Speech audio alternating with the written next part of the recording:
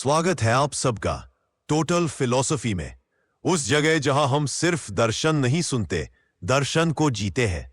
जहां हम सिर्फ विचार नहीं सीखते, विचारों से अपनी दुनिया बदलते हैं। और आज हम शुरू करने जा रहे हैं एक ऐसा सफर जो आपकी सोच की जड़ें हिला देगा। लेकिन शुरू करने से पहले मैं आपसे कुछ सवाल पूछना चाहता हूं। ऐसे सवाल जिनका जवाब शायद आपने कभी अपने आप से नहीं पूछा, और अगर पूछा भी है तो पूरा सच कभी नहीं देखा। तैयार है? क्या आपको लगता है कि आपकी भावनाएं आपके नियंत्रण में है, या आप अपनी ही भावनाओं के गुलाम हैं? क्या आपने कभी सोचा है कि गुस्सा आखिर आता क्यों है? डर का असली जन्म कहां होता है? दुख क्यों हमारी छाती पर पत्थर बनकर बैठ जाता है? और हम जिस चीज को दिल टूटना कहते हैं, वो असल में टूटता क्या है? क्या आपने कभी सोचा है कि आपकी कल्पनाएं ही आपकी दुनिया क्यों बन जाती है? क्यों कभी कभी दिमाग शांत रहते हुए दिल कांपने लगता है? और क्यों कई बार हम बुरी चीजें होने से पहले ही खुद को हार मान लेते हैं? और सबसे बड़ा सवाल, क्या आप वही हैं जो आप सोचते हैं, या उससे कहीं ज्यादा बड़े, ज्यादा शक्तिशाली और ज्यादा रहस्यमयी? इन सवालों के जवाब देने के लिए आज हम उतरते हैं उस फिलोसोफर की दुनिया में जिसे स्टोइक साइंटिस्ट ऑफ इमोशंस कहा गया। एक ऐसा आदमी जो सिर्फ सोचता नहीं था, बल्कि सोच को मापता था, भावनाओं को पढ़ता था, और इंसान के भीतर छिपे तूफानों को ब्रह्मांड से जोड़कर समझता था। उसका नाम था पोसिडोनियस। एक ऐसा आदमी जिसने कहा था, मनुष्य का मन ब्रह्मांड की एक छोटी सी चिंगारी है, लेकिन अगर ये चिंगारी सही दिशा पकड़ ले तो पूरा अंधेरा जल सकता है। अब कहानी शुरू होती है। रात गहरी थी, समुद्र की लहरें थीं जो पत्थरों से टकराकर एक धीमी गूंज पैदा कर रही थीं। रात इतनी शांत थी कि अगर कोई अपनी सांस रोके तो दिल की धड़कन भी सुन सकता था। रोड्स नाम के द्वीप पर एक छोटा सा घर था, लकड़ी का, पुराना, लेकिन गर्माहट से भरा हुआ। और उसी घर में बैठा था एक नौजवान जिसकी आंखों में जिज्ञासा जलती थी और मन में लाखों सवाल उठते थे। वह था पोसिडोनियस। वह आसमान की तरफ देख रहा था। उसके लिए तारे सिर्फ तारे नहीं थे, वे उत्तर थे, संकेत थे, रहस्य थे। उसे लगता था कि हर रोशनी किसी सवाल का जवाब है और हर अंधेरा किसी रहस्य का द्वार। उसने खुद से पूछा, लोग दुखी क्यों होते हैं? क्यों अचानक दिल में तूफान उठता है? क्यों किसी शब्द से, किसी याद से, किसी डर से हमारे अंदर की दुनिया पूरी तरह हिल जाती है? लोग कहते थे, भावनाएं आती जाती हवा हैं, पर पोसिडोनियस मानता था, भावनाएं ब्रह्मांड के संदेश है। तुम उन्हें समझ लो तो तुम खुद को समझ लेते हो। और इसी समझ की तलाश में वह दुनिया के सबसे गहरे सवालों में उतरता गया। वह जानना चाहता था, क्या मन सच में हमारा है, या सिर्फ प्रकृति की एक शक्ति है जो हमारे अंदर बहती है? वह जानना चाहता था, हम डरते क्यों हैं, और कैसे डर हमारी जिंदगी को चुपचाप नियंत्रित करता है। वह जानना चाहता था, क्या गुस्सा बुरा है, या वह एक जलती हुई ऊर्जा है जो सही दिशा मिलने पर चमत्कार कर सकती है। वह जानना चाहता था, क्या इंसान सच में छोटा है, या वह उस सितारे जितना ही विशाल है जिसे वह रात में देखता है। रात गहराती जा रही थी, लेकिन पोसिडोनियस की आंखें चमक रही थीं। उसे पता था कि उसकी यात्रा अभी शुरू हुई है, और यह यात्रा उसे सिर्फ दुनिया का ज्ञान नहीं देगी, बल्कि उसके भीतर छिपे रहस्य भी खोलेगी। और यहीं से पोसिडोनियस की महान कहानी शुरू होती है, एक ऐसे फिलॉसफर की जिसने भावनाओं को पढ़कर इंसान की आत्मा समझने की कोशिश की। रात के सन्नाटे में बैठे पोसिडोनियस के भीतर सवालों का तूफान था, और शायद खुद ब्रह्मांड उस रात उसके कान में फुसफुसा रहा था। लहरों की आवाज, हवा की सरसराहट, तारों की रहस्यमयी चमक, सब कुछ जैसे उसे बुला रहा था। वह उठकर धीरे धीरे समुद्र की तरफ चला। ठंडी हवा उसके चेहरे को छू रही थी, और उसके मन में एक अजीब सी बेचैनी थी, जैसे कुछ बड़ा होने वाला हो। वह रुक गया। उसने अपनी आंखें बंद कर ली, और फिर गहरी सांस लेकर बोला, मेरे भीतर इतनी हलचल क्यों है? मैं असल में महसूस क्या कर रहा हूं? और बस यही वह क्षण था जिसने उसकी जिंदगी बदल दी। पोसिडोनियस को एहसास हुआ कि इंसान का आधा दुख इस वजह से नहीं है कि भावनाएं आती है, बल्कि इसलिए कि इंसान कभी यह नहीं समझता कि भावनाएं आती क्यों है। उसने कहा था, मनुष्य अपने भीतर उठती लहरों से लड़ता रहता है, लेकिन ये लहरें उसकी दुश्मन नहीं, उसके शिक्षक होती हैं। उस रात उसने पहली बार अपने भीतर उठती हर भावना का निरीक्षण किया। पहले एक हल्की सी बेचैनी, फिर एक डर, फिर एक अदृश्य सा गुस्सा, फिर एक अजीब सा खालीपन, जैसे मन कुछ तलाश रहा हो जिसका नाम भी नहीं पता। और उसने महसूस किया कि भावनाएं समुद्र की लहरों जैसी हैं। कोई लहर अचानक ऊंची हो जाती है, कोई बिना आवाज के टूट जाती है, और कुछ लहरें बस तुम्हें छूकर आगे बढ़ जाती है। वह बोला कि अगर मैं हर लहर से डर जाऊं तो कभी तैरना नहीं सीख पाऊंगा। उसने अपने आप को चुनौती दी। उस रात उसने तय किया, वह भावनाओं से भागेगा नहीं, वह उन्हें समझेगा, वह उन्हें सुनेगा, वह उनके पीछे छिपे रहस्य की तलाश करेगा। उसी पल उसे एहसास हुआ कि प्रकृति हर भावना में एक संदेश छुपाती है, जैसे गुस्सा, कहीं कुछ अन्याय है; डर, सावधान रहो, कुछ अनजाना है; दुख, दिल को कुछ सीखना है; ईर्ष्या, इच्छा अधूरी है, प्रयास कम है; खुशी, यह रास्ता सही है। लेकिन इंसान संदेश समझने की बजाय भावना से लड़ता है, और लड़ाई जितनी लंबी, दर्द उतना गहरा। और तभी पोसेडोनियस को समझ आया कि इंसान भावनाओं का गुलाम इसलिए बन जाता है क्योंकि वह उन्हें पहचानता ही नहीं। उसने अपनी आंखें खोली, समुद्र की गहरी काली लहरों को देखा, और अचानक वह मुस्कुरा दिया। वह बोला, अब मैं समझ गया, भावनाएं मेरे दुश्मन नहीं, वे वही है जो मुझे मेरे असली मैं तक ले जाएंगी। उसकी मुस्कुराहट अजीब थी, जैसे किसी ने एकदम से अपने अंदर की लड़ाई जीत ली हो। लेकिन यह जीत शुरुआत थी, अंत नहीं। क्योंकि इसके बाद पोसेडोनियस ने खुद को एक और सवाल पूछा, और यह सवाल इतना खतरनाक था कि कई फिलोसोफर उससे बचते थे। क्या मेरी भावनाएं मेरा चुनाव है या प्रकृति का खेल? यह सोचकर उसके भीतर एक और हलचल उठी। अगर भावनाएं प्रकृति भेजती है तो हम उसके बस में हैं, लेकिन अगर भावनाएं हमारा चुनाव है तो हम खुद के मालिक हैं। पोसिडोनियस जानता था कि सच इन दोनों के बीच कहीं है, और वह सच उसकी जिंदगी बदल देगा। वह चुपचाप समुद्र को देखने लगा। लहरें उठती, गिरती, फिर उठती, फिर गिरती, जैसे कह रही हों, हर भावना उठती है, गिरती है, फिर से उठती है, लेकिन तुम वही हो जो इन सब के बीच स्थिर खड़ा है। उसी रात पोसिडोनियस ने अपना पहला निष्कर्ष निकाला, एक ऐसा निष्कर्ष जिसने आगे चलकर उसकी पूरी दर्शन शास्त्र बना दी। भावनाएं तूफान है, मैं समुद्र हूं। और इसी एक सोच से उसके भीतर एक ऐसी शांति आई जो शायद उसने पहली बार महसूस की थी। लेकिन असली सफर तो अब शुरू होने वाला था, क्योंकि अब पोसिडोनियस भावनाओं को सिर्फ समझना नहीं चाहता था, वह चाहता था कि भावनाएं उसे ब्रह्मांड की तरफ ले चले, उन रहस्यों की ओर जिन्हें समझना मनुष्य का सपना रहा है। और यह सफर उसके लिए आसान नहीं था, क्योंकि ब्रह्मांड की भाषा सुनने के लिए पहले मन के शोर को शांत करना पड़ता है। आगे की कहानी यहीं से और गहरी होती है, जहां पोसिडोनियस अपने भीतर आत्मा की आवाज सुनना शुरू करता है। समुद्र की उस लंबी रात के बाद कई दिनों तक पोसिडोनियस के भीतर कुछ बदलने लगा था। वह पहले जैसा नहीं रहा था। वह अब हर भावना को बाहरी तूफान नहीं, बल्कि अंदर की भाषा समझने लगा था। लेकिन असली मोड़ तब आया जब उसने पहली बार यह महसूस किया कि मन सिर्फ भावनाओं का घर नहीं है, यह ब्रह्मांड की एक छोटी सी खिड़की है, एक खिड़की जिससे बाहर नहीं, अंदर झांकने की जरूरत है। और इस खोज ने उसकी दुनिया हिला दी। उस दिन सुबह सूरज धीरे धीरे उभर रहा था। आसमान पर हल्की सी सुनहरी रोशनी फैल रही थी। पोसिडोनियस पानी के किनारे बैठा था, लेकिन इस बार उसके चेहरे पर बेचैनी नहीं थी। उसकी आंखों में एक शांत, स्थिर, अजीब सी चमक थी।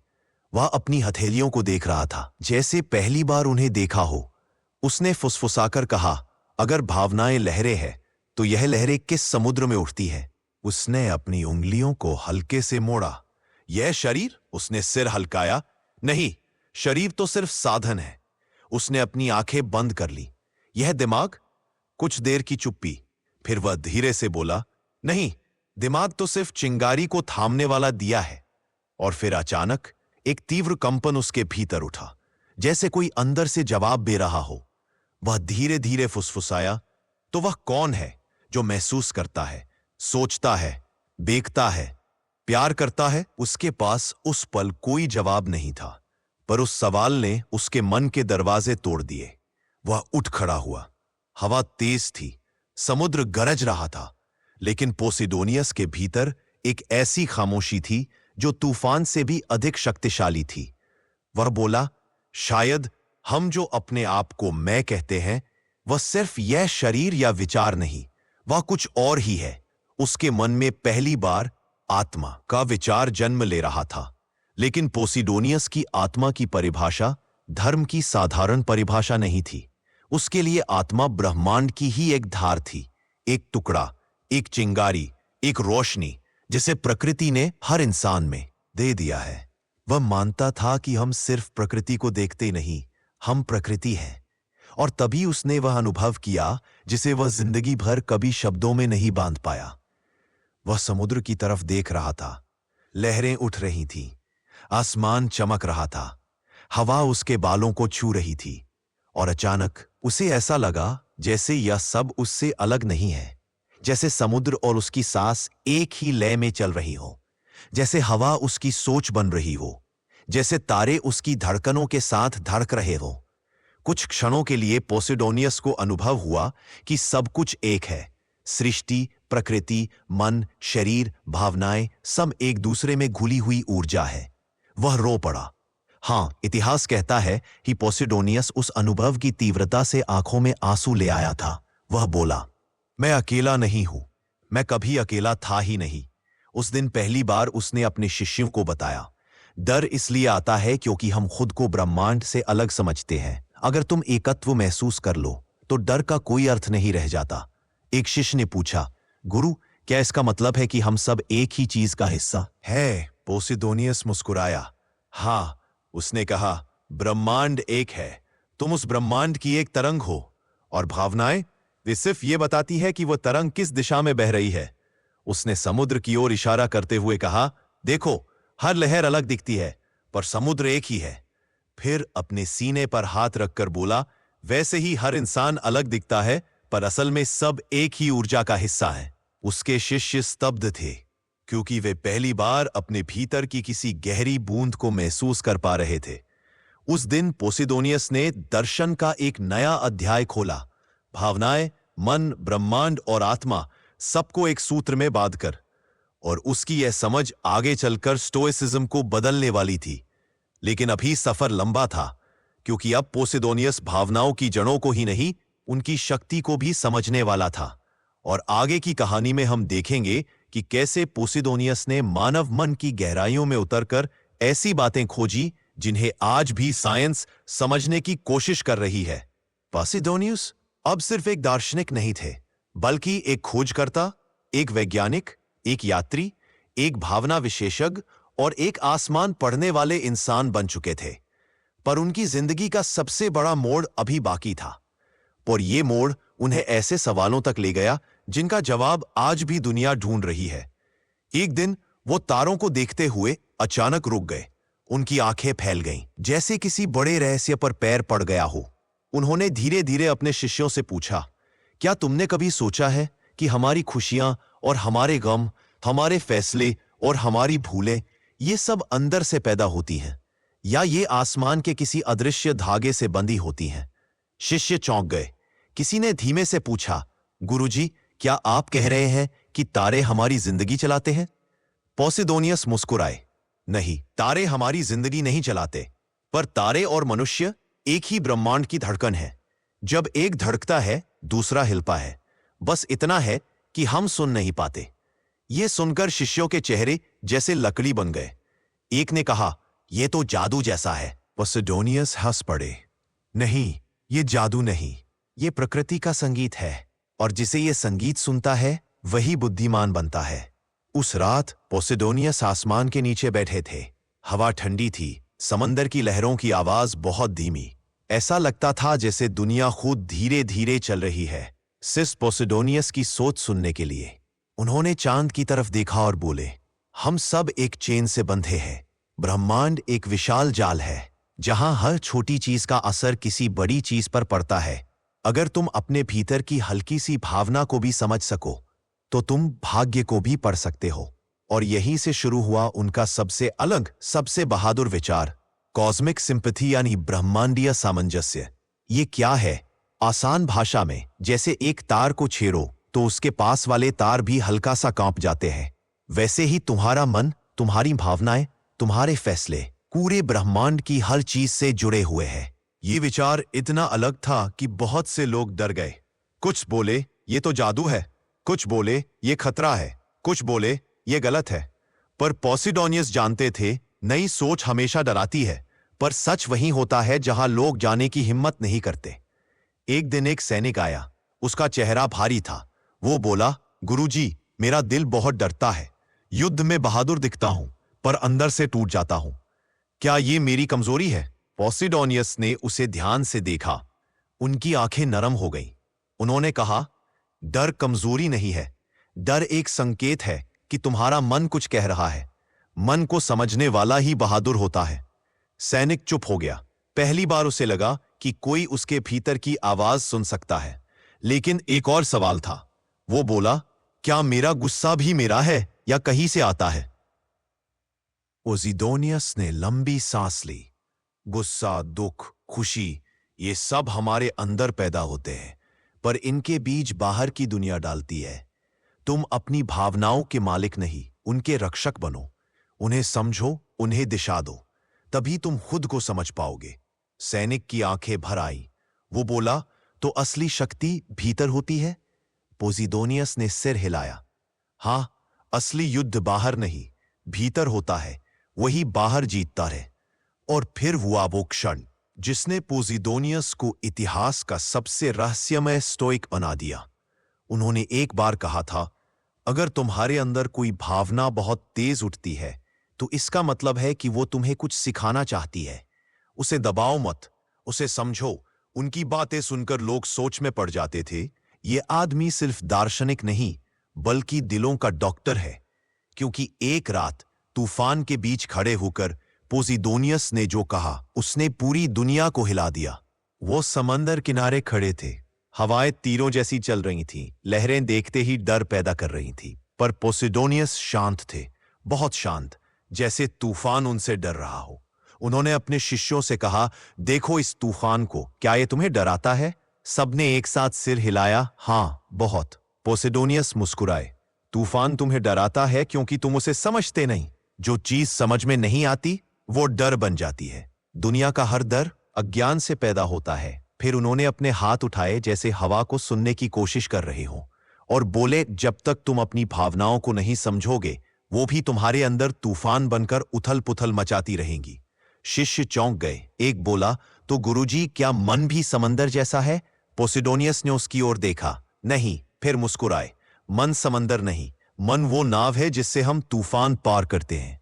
उस रात शिष्यों ने पहली बार जाना, ताकत बाहर वाली नहीं होती, ताकत वो होती है जिससे तुम अपने अंदर की आंधी को नियंत्रित कर सको। और पोसिडोनियस का यही दर्शन था, मन को जानो तभी दुनिया को समझ पाओगे। यही उनकी सबसे खतरनाक, सबसे मजबूत और सबसे खूबसूरत सोच थी। और अब हम पहुंच गए हैं उस मोड़ पर जहां पोसिडोनियस की जिंदगी का सबसे बड़ा सवाल खड़ा है। क्या मनुष्य भाग्य का गुलाम है या भाग्य मनुष्य का? अब हम उस जगह पहुंचते हैं जहां पोसिडोनियस की सोच सबसे खतरनाक, सबसे गहरी और सबसे ज्यादा चौंकाने वाली बन जाती है। रात गहरी थी, समंदर शांत, आसमान बादलों में छिपा हुआ, लेकिन हवा में एक अजीब सा तनाव था। ऐसा लगता था जैसे कोई बड़ा सवाल जन्म लेने वाला हो। पोसिडोनियस अपने शिष्यों के साथ बैठकर आग को देख रहे थे। आग की लपटें ऊपर उठ रही थी, जैसे किसी अनकहे राज की ओर इशारा कर रही हो।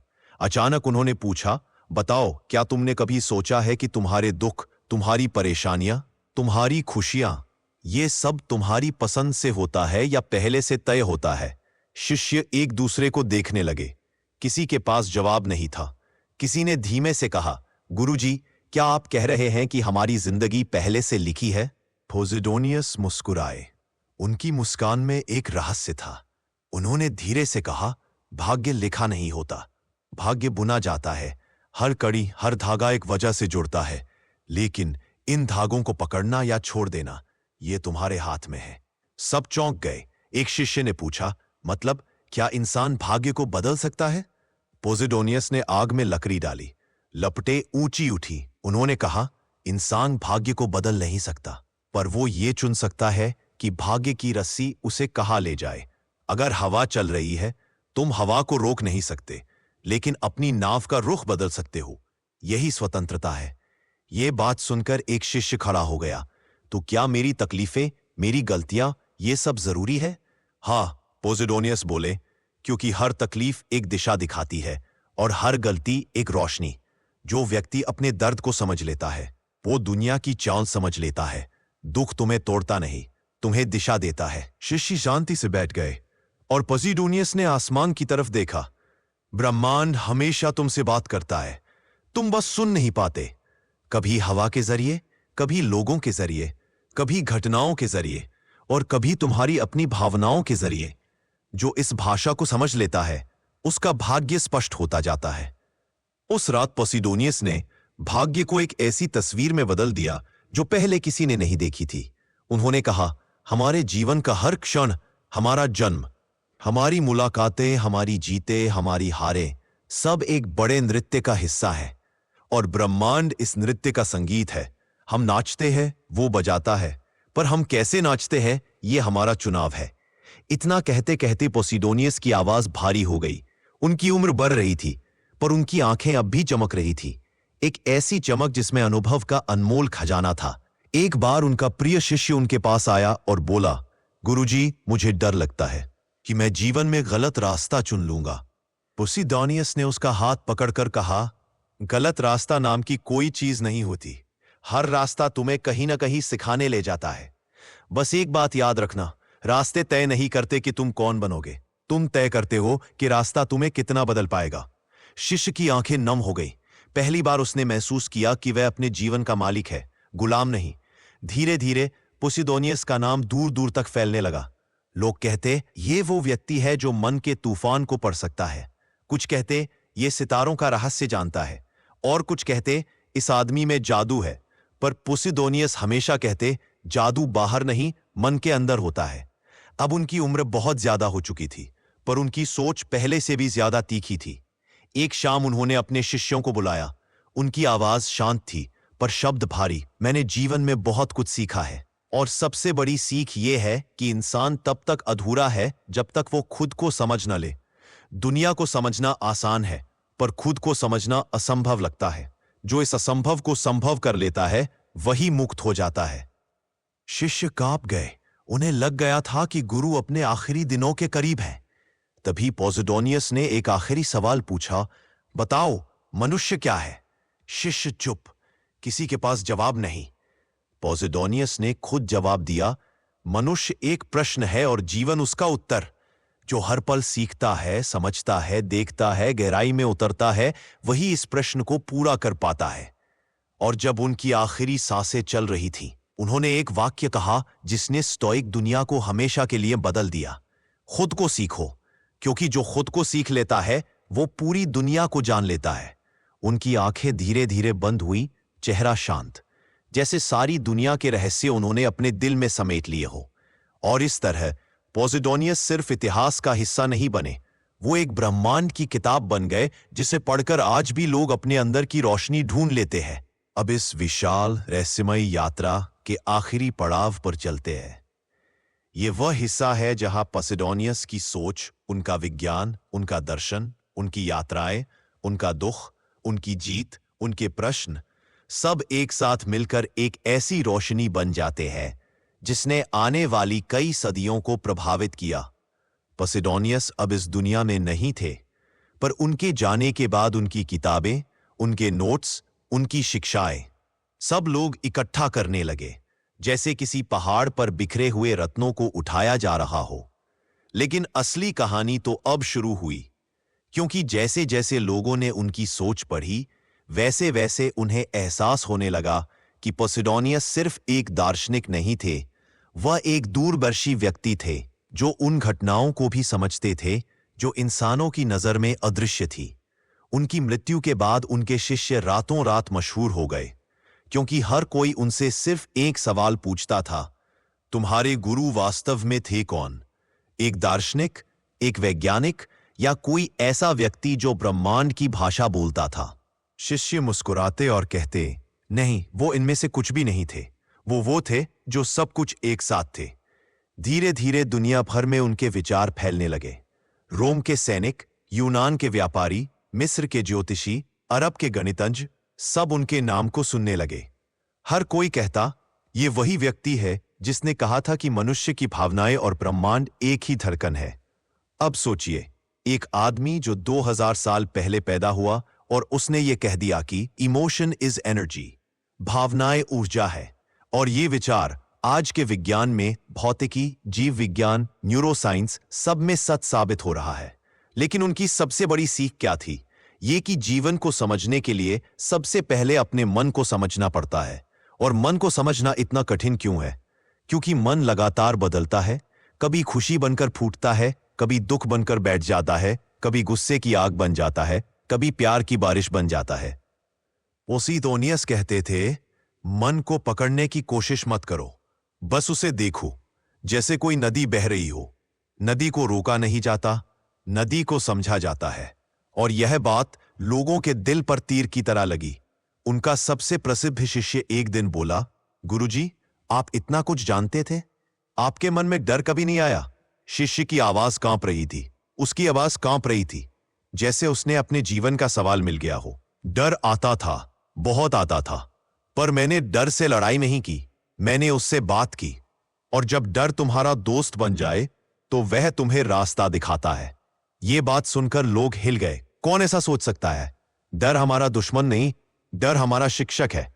यही वजह थी कि उनकी सोच स्टोइसिज्म को एक नई दिशा दे गई।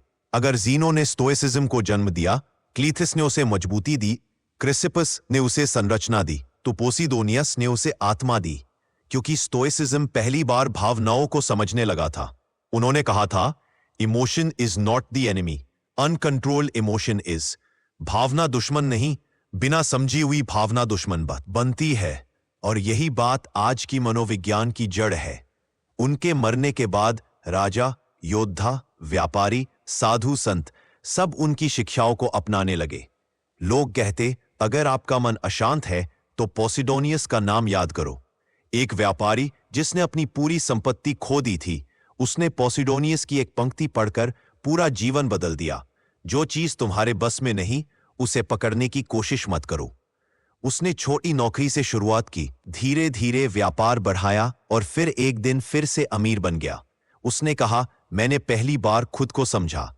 एक सैनिक जिसके हाथ कांपते थे, उसने पोसीडोनियस की सीख सुनी, गुस्से को मत दबाओ, गुस्से को समझो। कुछ महीनों बाद वह रोम का सबसे शांत कमांडर बन गया। एक मां जिसका बेटा बीमार था, उसने पढ़ा, दर्द जीवन से बाहर नहीं, जीवन का हिस्सा है। और उसके अंदर एक अजीब शांति आ गई। पोसीडोनियस की हर सीख किसी के जीवन की दवा बन चुकी थी।